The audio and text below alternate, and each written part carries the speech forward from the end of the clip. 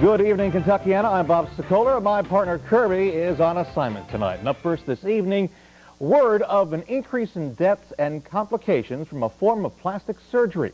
Liposuction may be the fastest growing procedure in plastic surgery, but now some are asking, is it safe? Melinda Morrison is joining us tonight with more on the story. Melinda. That's right, Bob. You know, last year, more than 150,000 Americans underwent liposuction, and 7 died from it. We consulted area doctors to learn why this is happening and help you learn how to prevent it from happening to you. Not waking up. That was my biggest fear. Donna Santa Cruz had routine liposuction, a fairly safe procedure, but she did have good reason to be afraid. Last year, there was a record number of deaths and complications due to liposuction surgery. The medical expert is saying it was a series of tragic mistakes that led to Daniel Parrish's death. The first death was reported in Boynton Beach, Florida last January. A 51-year-old man died after an 8-hour surgery. To find out why this is happening, we consulted 2 plastic and reconstructive surgeons in our area, Dr. Julian Samuels and Dr. Brad Calabrese. Both agreed that the advancements in liposuction techniques, while being good, can contribute to the problem. It has allowed us to take a lot more volume out with liposuction, take a lot more fat out during one setting, and with that, you're going to have higher risks.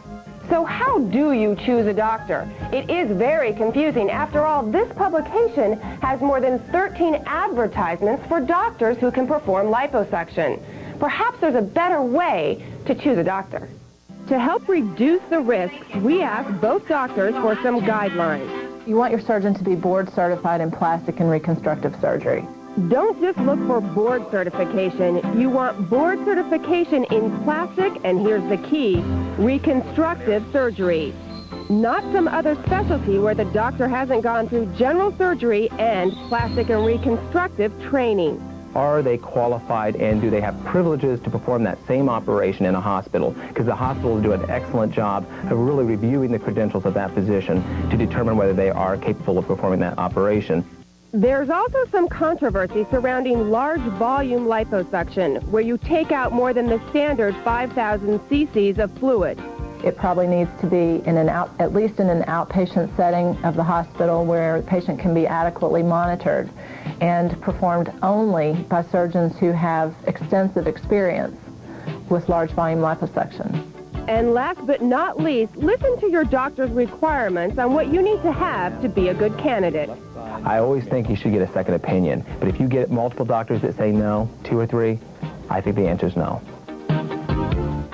Now, because of the increased deaths, and mind you, that 7 is not a lot, but the complications too, the American Society of Plastic and Reconstructive Surgeons has assembled a task force to meet about these cases.